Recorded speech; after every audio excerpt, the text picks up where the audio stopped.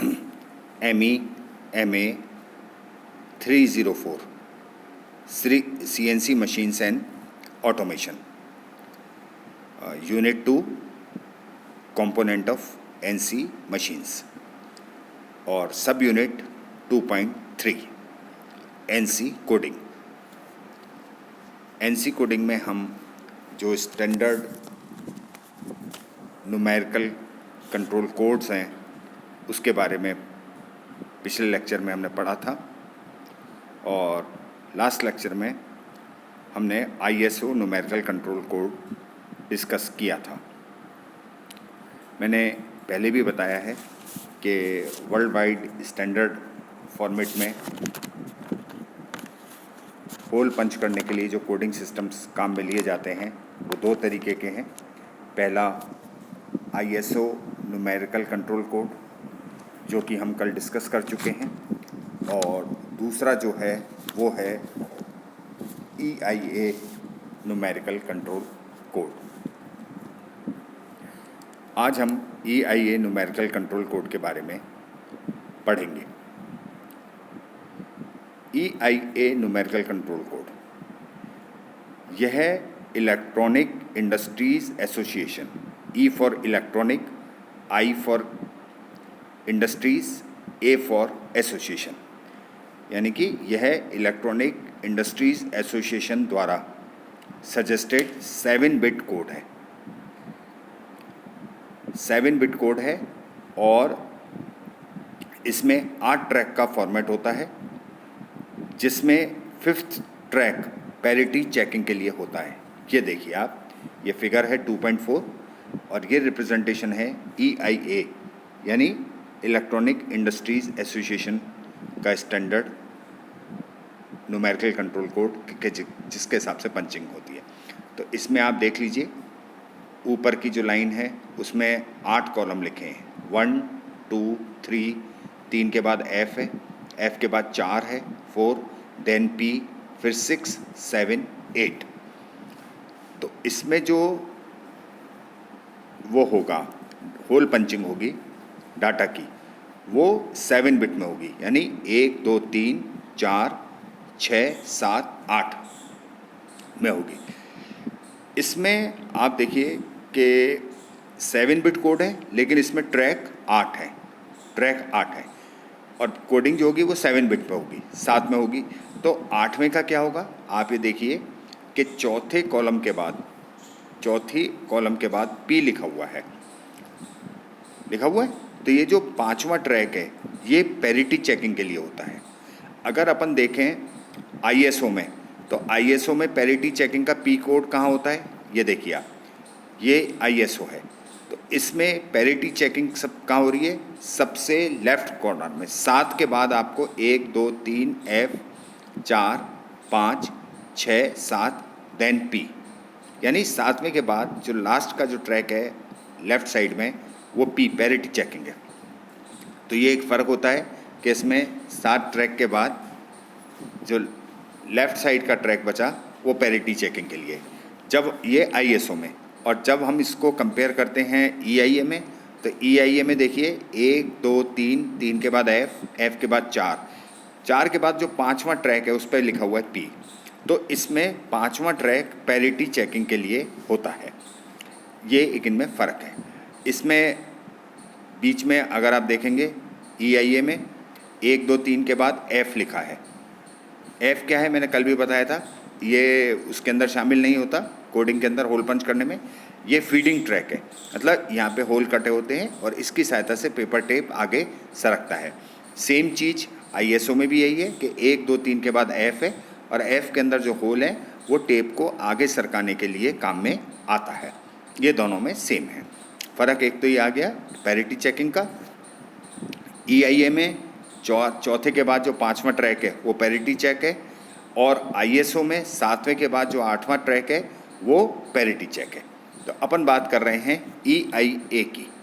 तो फिगर में आप क्लियर है, इसमें भी होल करने का सेम वही तरीका है जो कि अपन ISO में करते हैं, यानी कि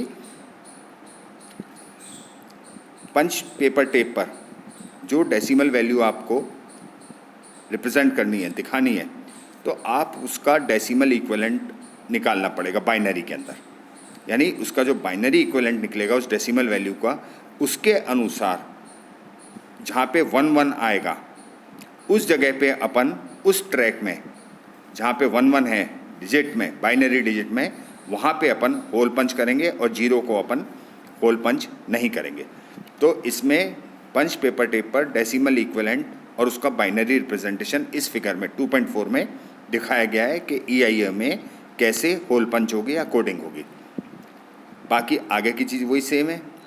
1 से 9 तक की डिजिट को उनके बाइनरी इक्विवेलेंट के अनुसार जो डेसिमल वैल्यू है उसका बाइनरी इक्विवेलेंट निकालिए और उसके अनुसार पंच किया जाता है। सेम वही तरीका जो मैंने कल ISO में बताया था, वही तरीका होगा कि बाइनरी इक्विवेलेंट निकालेंगे, बाइनरी इक्विवेलेंट निकाल के जो उसमें 4 बिट का अपन सेट बनाएंगे और उसके हिसाब से अपन डाटा इसके अंदर फीड करेंगे, होल करेंगे EIA में।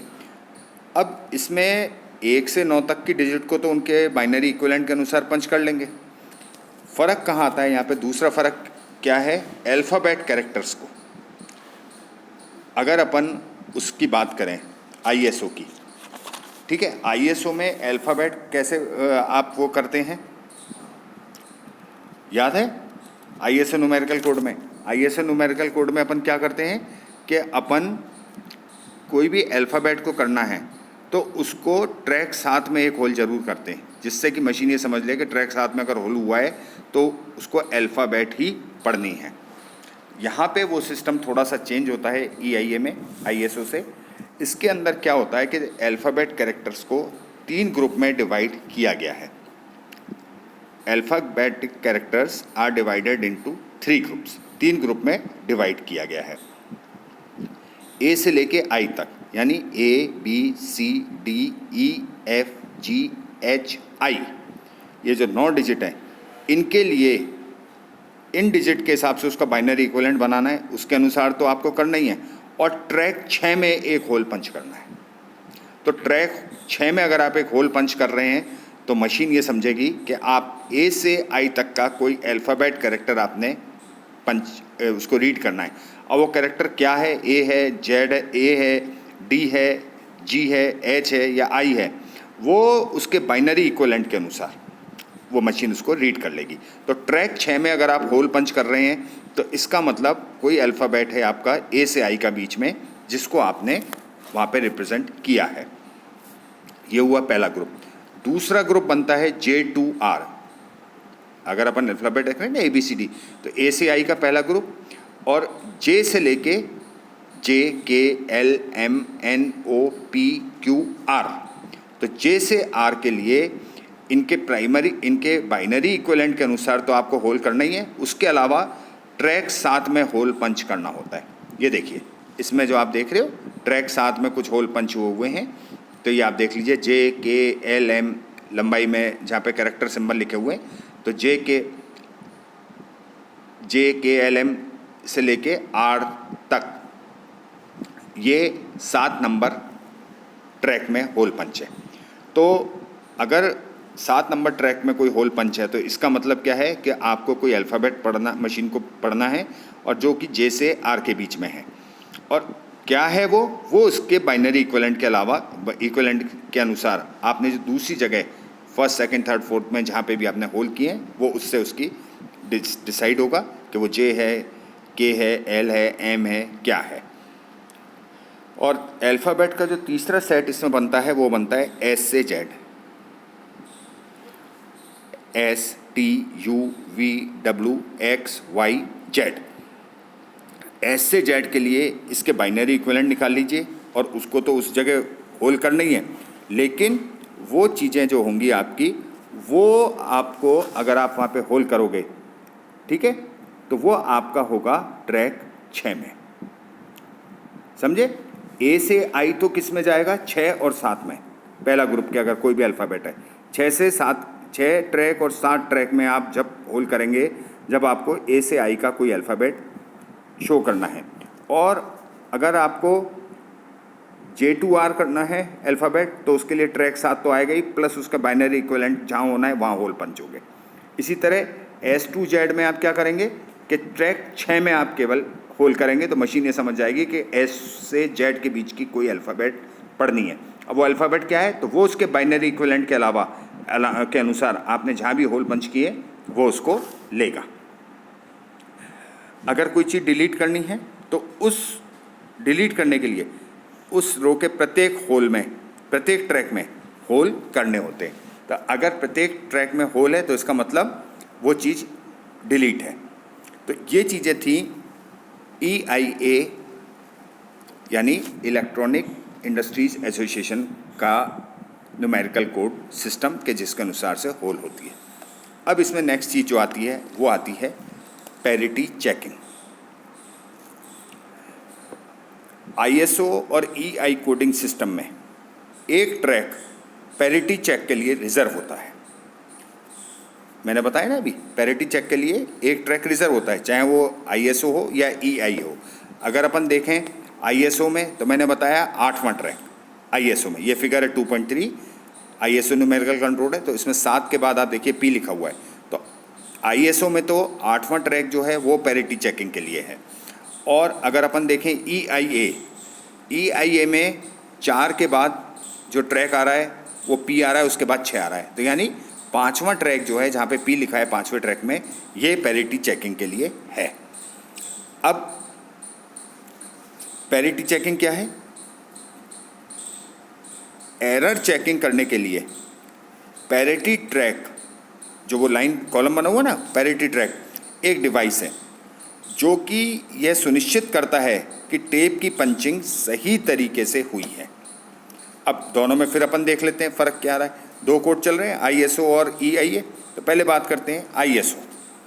ISO कोड इवन यानी सम संख्या में 2 4 6, ISO सम संख्या इवन 2 4 6 पैरिटी को स्पेसिफाई करता है। मतलब ISO कोड जो पैरिटी लेता है वो इवन नंबर की लेता है, जिसका मतलब है कि एक लाइन में, एक रो में किए गए होल्स की संख्या हमेशा सम होनी चाहिए।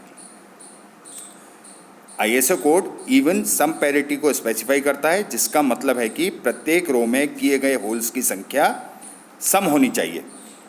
यदि किसी कैरेक्टर की पंचिंग के बाद उस रो में होल्स की संख्या विषम है तो होल्स की संख्या सम बनाने के लिए पैरिटी ट्रैक, मतलब ट्रैक नंबर, जो आपका ट्रैक है ये वाला ट्रैक नंबर 8 में एक होल पंच किया जाएगा।